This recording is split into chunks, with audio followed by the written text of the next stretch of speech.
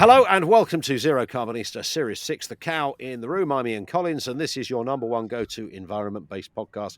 If it is green, it is in. You're looking quite summery, Dale, I have to say, for those watching in vision. Well, and I was going to say, it looks like we're in different countries or something like that, because you've got rather more clothes on than I got. Well, I'm because I've dashed straight out of a radio TV studio, so I've got a suit on still. And you look like you've just dashed out of a YMCA. Through a hedge backwards. That's what I just did. You're probably in aircon. I've just been like getting really hot all afternoon, so that's why I'm half dressed. That's all right. I'm so glad tell us about that the weather broke. I'm just so glad that the weather broke. Right, these 30-degree days were too much for me. I'm much happier at 20 odd. Just want to say that. Yeah, I think 20. What's 24? Is that good? It's all right. I can live with 24. Yeah. Anyway. 32. Get in the bin. Yeah. It's just wrong, isn't it? It's 38 in Portugal right now. It's 38 in Portugal right now. I can't imagine that. Why can? That is I don't nuts. want to. That is nuts. Let's talk about your week. Dale's diary. What's been happening? Did you go to another festival? You used to live at festivals now, Dale. What's happening? Yeah, it's like that, isn't it? I don't know if I've been to another one there, or maybe I have. They're all a bit of a blur. You know what it's like at festivals. The Harbourside Festival. Oh, that's tomorrow. No, so you have it's Sunday. It's Sunday. It's Sunday. Okay, so I was going backwards, but it literally hasn't happened yet. So this is Dale's future diary. But you're talking with Carol Vorderman.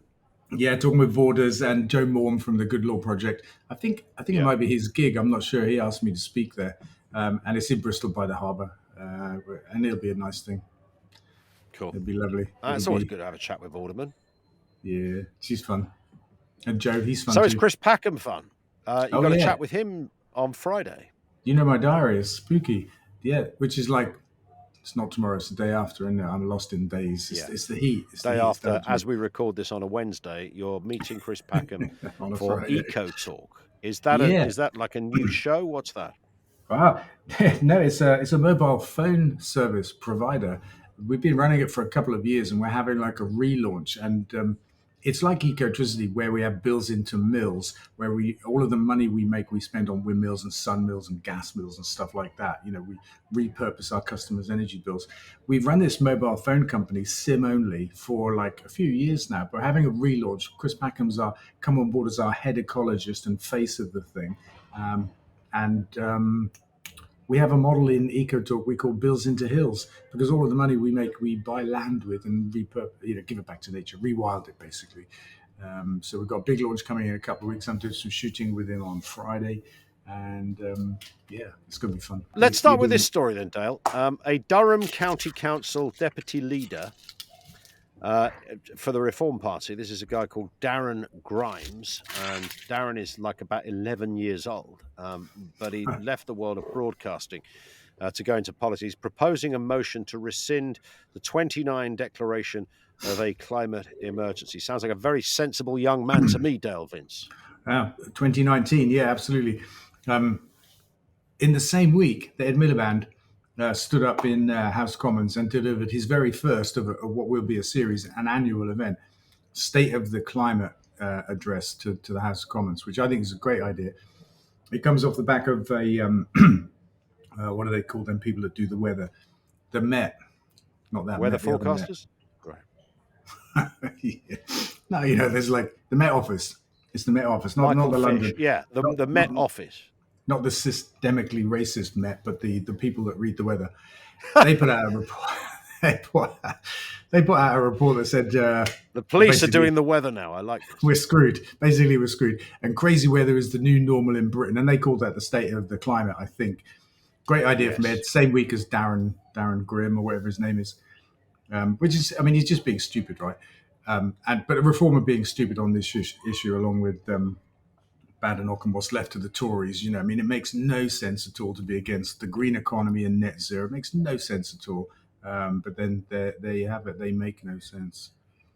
Now it's funny you mentioned Ed Miliband, because he came up a lot this week. And would it be fair? I know that you know Ed Miliband and you spoke to Ed Miliband. Would it be fair to say that he does still divide the room a bit, because he's a former Labour leader and didn't make it, and therefore, for some, he's kind of seen as a bit of a, what's that phrase? A busted flush. I don't even know what that means, but it's the one they go to. Something to do with cards, isn't it? I think where you bust your flush. Ah, I don't know. yeah. Yeah, Don't I you know mean, about Snap? it's, he's Old Maid. like, there are some people that don't like him, no doubt about it. I think it was in the recent by-election, his name was coming up on the doorsteps in Lincolnshire, along with mine, funnily enough, because I have a big solar project there. I think that the right wing certainly love to hate him. They like to call him Red Ed. They like to call it his net zero, his obsession with net zero, that kind of stuff. So they're just picking on him really because he's a brilliant climate energy secretary, whatever his official title is. He's already done great things in just over a year now. And of course, it's not his net zero. The Tories put net zero into law. That was the Tories that did that, not Ed, not Labour. And it makes a great deal of sense. And there used to be a consensus about it in our country, and there's not anymore, but only for short-term. Well, yeah, I mean, this is Boris Johnson gain. territory, wasn't it? He was a big. I mean, we can argue what he did or didn't do, but in terms of the basic premise, he was the guy that was, pretty. He got attacked by Tories for being too evangelical about green matters. Yeah, he talked a good talk about green stuff. He didn't walk a good walk. I think it might have even been Theresa May that passed this into legislation, but that was a period when there were back-to-back Tory prime ministers, one in, one out, when they're like every 6 months there was a new one. So it's not that easy to keep up.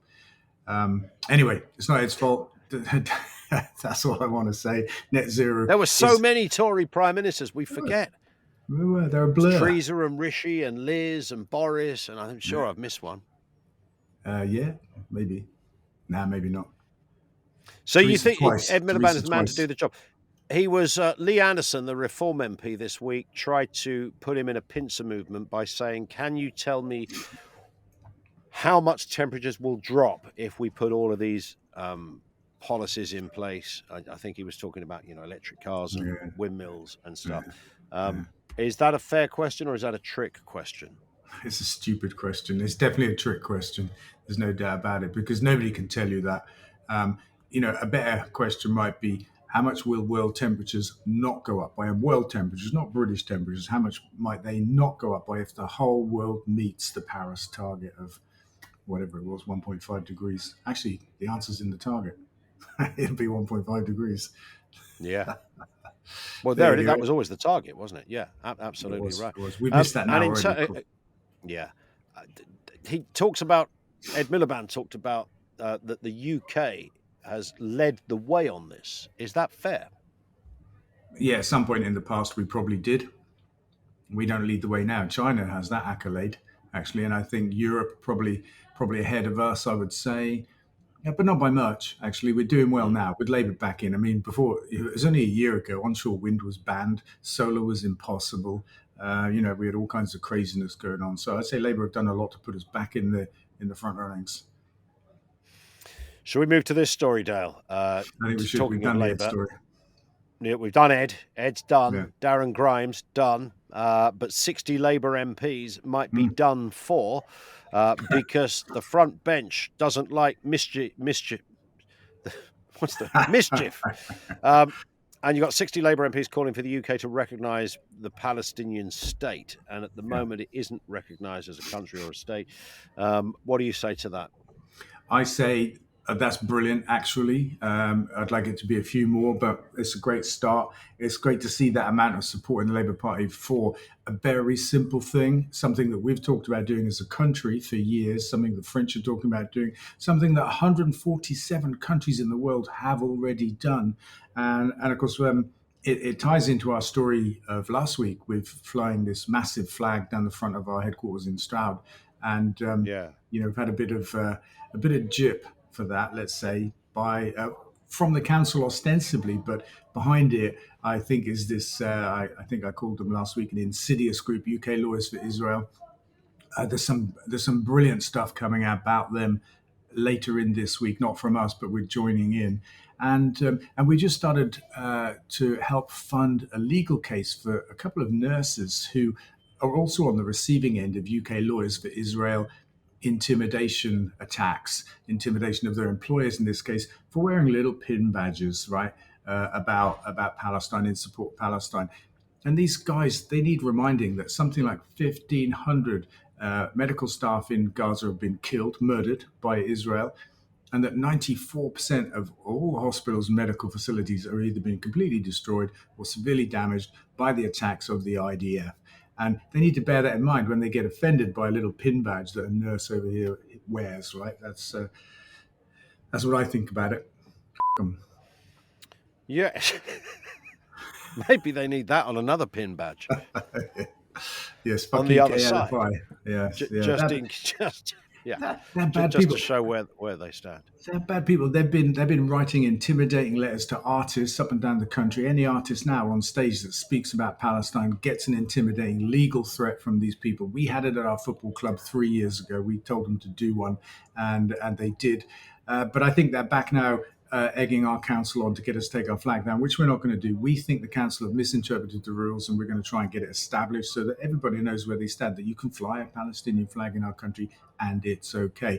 Of course, the darker side of this is, and we've had a little bit of this from random emails and stuff, is that there are people out there that say that's a terrorist flag, that's a racist flag, and if you fly that, you associate yourselves with these people. I'm like, what? When was that a thing? The Palestinian people are not terrorists, and they're not racist. It's the Palestinian people. But that's what's happened. It's been toxified, this issue, such that this flag, a symbol of the Palestinian people, to some people is something really quite darker. Yeah.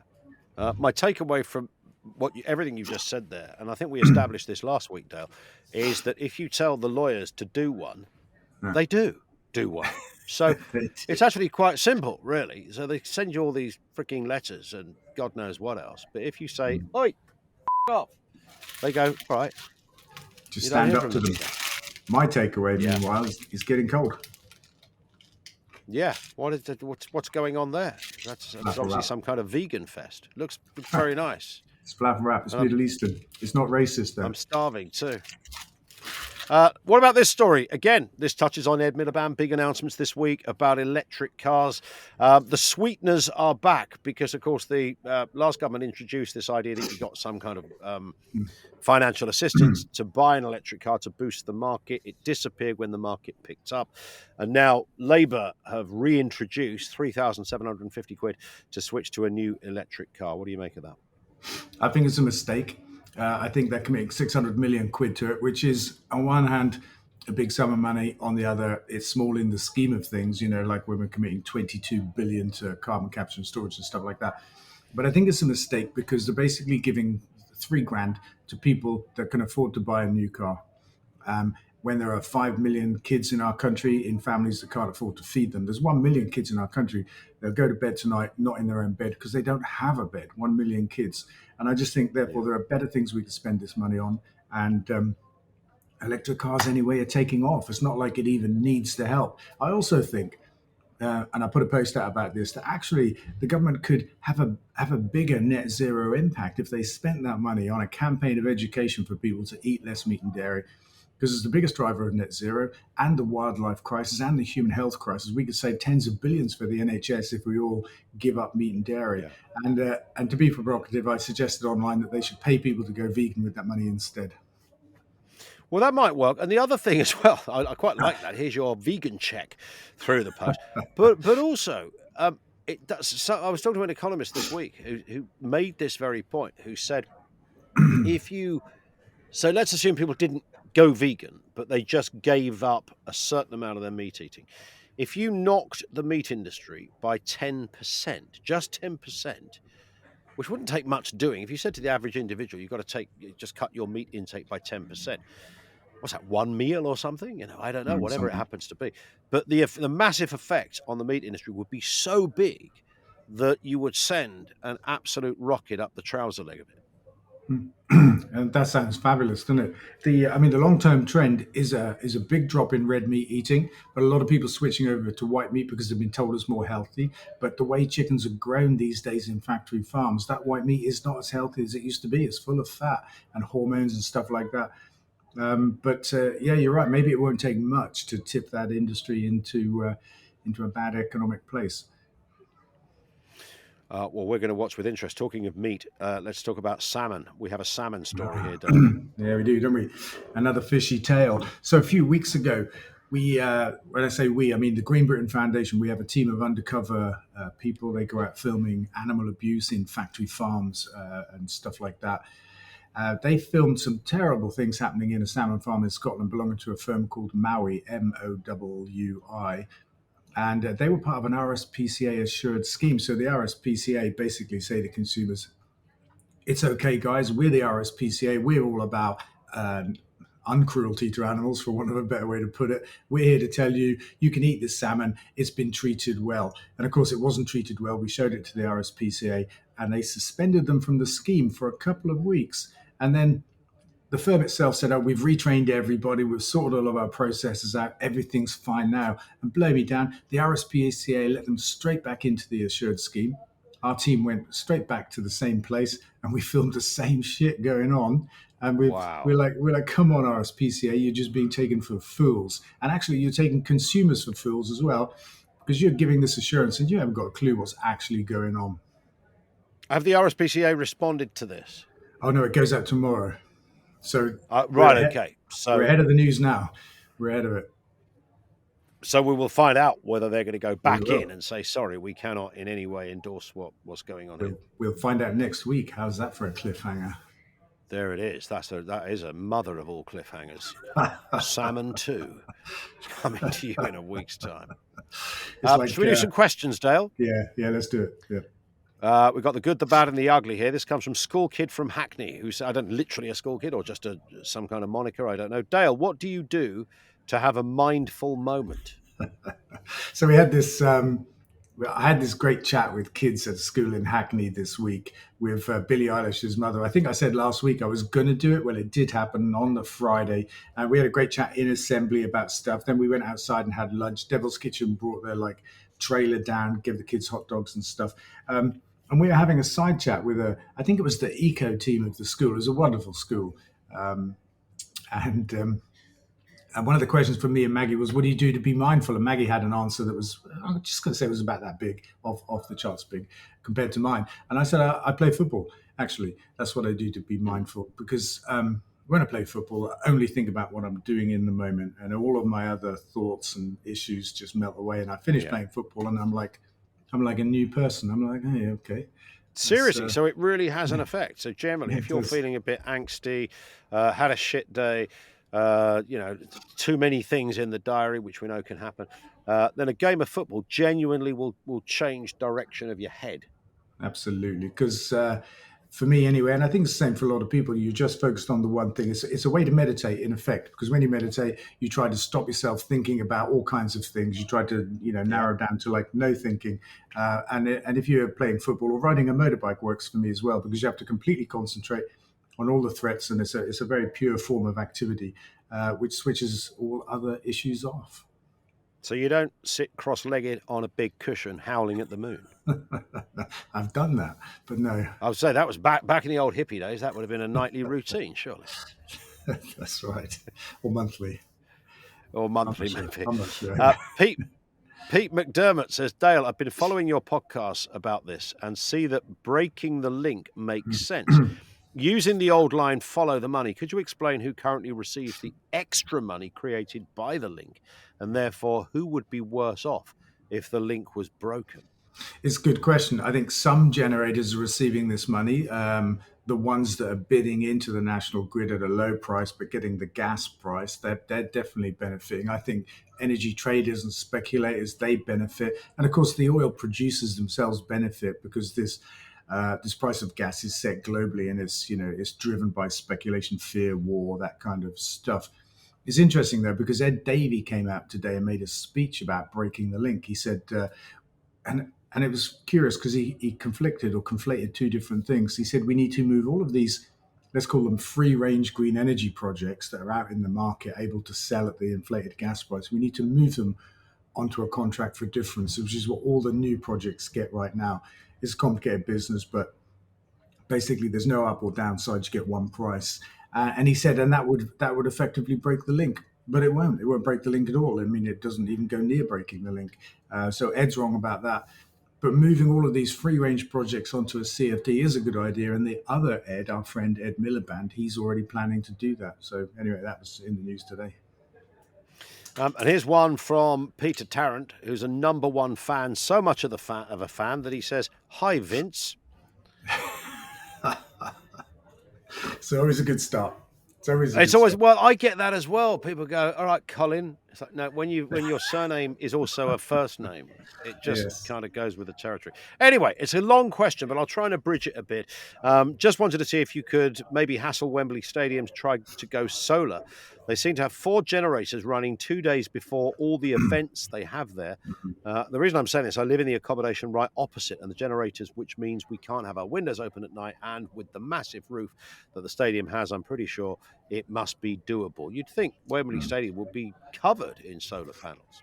Yeah, and all sports stadia really should be. I think that's a problem actually. So for live football, broadcasters insist on having generators running in case the grid drops off. They're that worried about an interruption to the program, which is crazy. We've spent some time talking to Sky and the BBC about this, and it turns out that the amount of power they're using to make their broadcast is really small.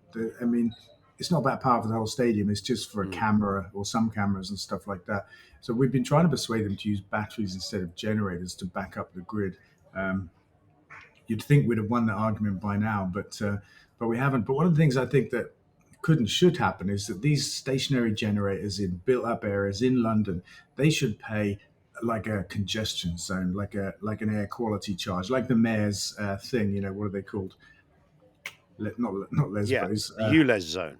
Yeah, the ULEZers, the lesers and the ULEZers, right? They should be subject to some kind of les tax, let's call it that, for sitting there burning diesel in people's faces. Yeah. He also says he's a 13 years as a vegan, and he's been to Forest Green Rovers, loves the food, although he's a season ticket holder at Portsmouth Football Club, and he once met you in Covent Garden. Blimey. Doing some activism. He was or I was. There's a lot in there. Eh? Who was doing the activism? Must have been him. Oh, that's a good point. He says, I was doing the activism. Love what you do and what you stand for. Please don't stop. Oh, that's fab. I think I think Peter's in love with you in a nice way. Yeah. I'll know if I get a Valentine's card that says Dear Vince or something like that. There you go, Peter. We'll know it's you, Pete. Let's do some X-rated corner. These are the messages that have come from people who are not necessarily big fans of Dale Vince, but Dale's shoulders are broad, as you can see if you're watching in Vision, by the way, particularly today. This one comes in from BRADP on Insta, who says, so, if you take all the money off the rich people, why would you bother getting rich in the first place? I think common sense is lacking here. Yeah, or maybe reading the Reference words is lacking here. Yeah, Brad P, I think that is, by the way. That's what you spell out. But I think what he's missing here is actually having read the words, because what's being proposed is not a 100% wealth tax. It's a 2% wealth tax. So we're not going to take all the money off rich people under this plan. It's 2%. Do you think it's Brad Pitt? Might be. He's worried. Yeah. He thinks we're coming for his millions. Well, yeah. And his films have been a bit shit of late, so yeah, he's maybe a bit bored. Mark K wants to comment on the Palestinian flag outside Ecotricity HQ. He says, shame on you all. You've been brainwashed by Hamas propaganda and are becoming the new Nazis. Not very kind. That's not very kind. There are some new Nazis in this story, but they're not over here. They're over there somewhere. Arguably that's what Israel are becoming. But look, there was a demonstration outside our office this week. There was a huge crowd of people, and it was in favor of the flag and in support of Palestine. And this is where the British people are on this issue, and people all around the world. Obviously the Middle East, but Europe as well. We can all see what's happening. This is not Hamas propaganda. This is live stream genocide. We see it, right? And it can't be mistaken. So anybody that won't speak out for Palestine condones what's happening right now and is on the wrong side of international law, history, and morality, in my opinion. Here's one from Brad. It's another Brad. Another Brad. What is it about Brads? People called Brad don't like people called Dale, clearly. Or Vince. Oh, no, that was Or Pete. Vince. Yeah, that was Pete. Yeah, that was he was a good guy.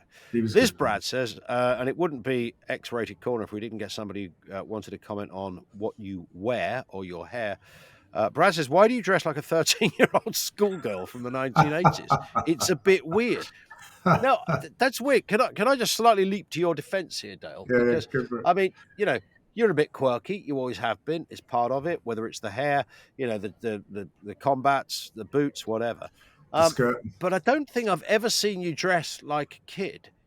No, I think that's Certainly fair. not a 13-year-old schoolgirl. Yeah, I think that's fair. We've gone from Bianca from EastEnders, haven't we, to Greta's older sister, to an angry lesbian, to 13-year-old schoolgirl from the 80s, though, not even from now. I don't know how that works. No, I know. That's, really offensive. I was at school then, so. I was on the road in the 80s. Finally, Peter McCormack says, very simply, all right there, Bianca. Peter. Yeah. Mm. 2 Pete's and 2 Brads. What's going on? 2 Pete's, 2 Brads. I think there's a secret there. message here somewhere. Go on, anyway. What's he got to say? What's his public message? That's all he says. He just says, all right there, Bianca. Oh. With a wink or something? Is he like, chat me up? No, I did like to think he probably wrote it with a wink, probably grinning insanely or inanely as he thought he'd produced sort of, some top-rated comedy with that. But there you go. All I can say is, all right there, Pete. All right there, Pete. Yeah, absolutely. I said it twice. It was so good. Dale, we'll speak. We'll let you get back to your running. We'll speak in a week. Do you mean my Sani? Oh, your Sani. There it is. You can, of course, follow Dale on social media, facebook.com/Delvins, x.com/Delvins, and on TikTok too.